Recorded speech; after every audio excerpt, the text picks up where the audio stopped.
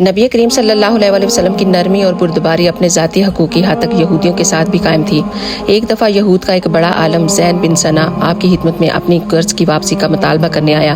اس نے آپ کی قمیض کا گریبان زور سے کھینچا اور بڑے سخت الفاظ استعمال کیے اور کہا، اے محمد، کیا تو مجھے میرا قرض نہیں دے گا؟ وہ اسی طرح زبان درازی کرتا رہا۔ یہ دیکھ کر حضرت عمر کو طیش آ گیا اور وہ بولے، اے اللہ کے دشمن، تو میری موجودگی میں رسول اللہ سے بدسلوکی کر رہا ہے۔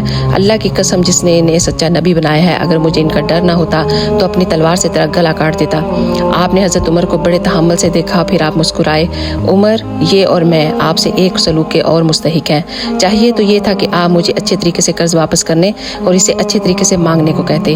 آپ اسے لے جائیں اور اس کا حق ادا کر دیں، کیونکہ آپ نے اسے خوفزدہ کیا ہے۔